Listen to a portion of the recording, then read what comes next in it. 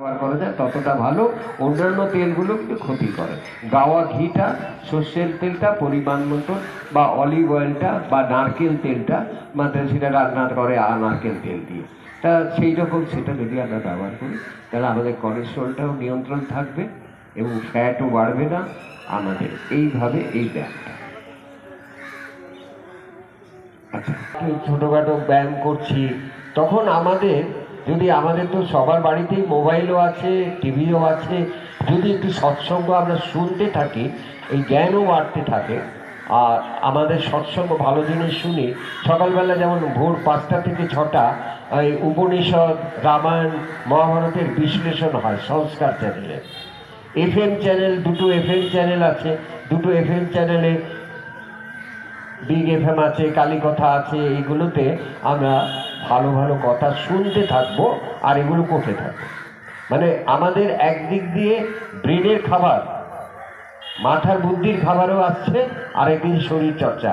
মানে আমি তো সময় কম পাই, কখন বই পড়বো আর কখন এই পড়বো, সময় পাই না। কিন্তু এই করতে করতে যদি আমরা ভালো জিনিস ফিড করি আমার ব্রেনটাকে, তাহলে এই ফিডিংটা আমার ব্রেনে, আমার এই ফিডিংটা ভালো হওয়াতে আমার মন বুদ্ধি ভালো হচ্ছে। ভালো গান শুনি, বাবা পাগলা এক জায়গায় বলছেন, এই যে গানই সর্বশ্রেষ্ঠ সাধনা, লাগে না ফুলচন্দন মন্ত্র তান্ত্র লাগে না, ভুলে যায় মধুর গানে সেই নিঠুর ভগবান, না এসে পারে না, গানই সর্বশ্রেষ্ঠ সাধনা। আচ্ছা যাই হোক, আমি এতক্ষণ কি বললাম? এতক্ষণ বললাম আমরা সকালটা কিভাবে, হ্যাঁ হ্যাঁ বলো বলো মা, কি বলো? হ্যাঁ,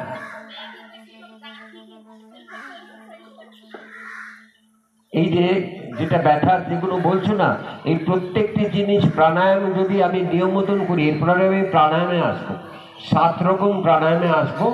তার আগে একটা আমরা গান গেয়ে নেবো একটা, হ্যাঁ, ওই গানের মধ্যে থেকে কিছু শিক্ষার করতে, তারপরে প্রাণায়াম ব্যায়াম এগুলো যদি করি, ওই তোমার একদিকের ব্যথা দুদিকে ব্যথা কোনো ব্যথাই থাকবে না, থাকবে না। হ্যাঁ, আর যদি যে দিকটা ব্যথা হবে সেই দিকটা ওপরে রেখে শ্বাস দেবে, শ্বাস ছাড়বে। সেটা করবে কি, যখন আমাদের জন্য এখন একটা কোনো ওষুধ নেই কাছে, এটা খুব জরুরি, এটা শুনে নাও, কাছে কোনো ওষুধ নেই, জ্বর, মাথা ব্যথা, তখন আমার অন্তত 7 ডাক্তার আসতেও দেরি আছে, পাচ্ছি না এমন জায়গায়, সেখানে আমাদের শ্বাস আমরা দেখবো কোন দিক দিয়ে চলছে, ডান দিক না বাঁ দিক, দেখে নিলাম বাঁ দিক দিয়ে চাল চলছে, এটাকে আমাকে উল্টো করে দিতে হবে, বাঁ দিকটাকে আমাকে ডান দিকে আনতে হবে, এটা তো চেঞ্জ করা যায়। এই যে যখন বাঁ দিকে চলছে, বাঁ দিকটা শ্বাসটা আবার এটাকে ডান দিক করে দিতে হবে, তাহলে ওই যে ব্যথাটা আছে ওই ব্যথাটা অন্তত 70% রিলিফ হয়ে যাবে, আস্তে হয়ে যাবে। এবার সেটা কি করে করতে হবে সেটা দেখিয়ে দিচ্ছি। এবার আমার বাঁ দিকে শ্বাস চলছে, এই বাঁ নাকটা আমি এইভাবে শুয়ে পড়বো,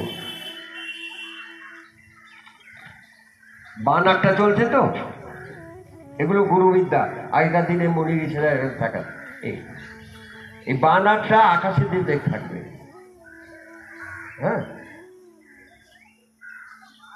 এইবার বাঁ নাকটা আমার চলছে, আমার ডান দিক করতে হবে তো, আমি হ্যাঁ বাঁ দিকটা ফিরে নেবো, বাঁ দিকটা যেটা বন্ধ করতে চাই সেটা নিচে রাখবো মাটির দিকে, আর যেটা খুলতে চাই সেটা আকাশের দিকে রাখবো, ঠিক আছে।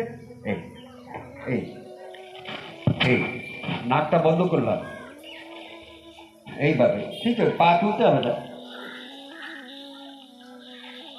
লম্বা শ্বাস নেওয়া ছাড়া ডান দিক দিয়ে চলতে থাকবে, তাহলে আস্তে আস্তে 5 মিনিট বাদে দেখবো আমার ডান দিক দিয়ে অটোমেটিকলি চেঞ্জ হবে, ডান দিয়ে সারবে 1 ঘন্টা, তাই বলি।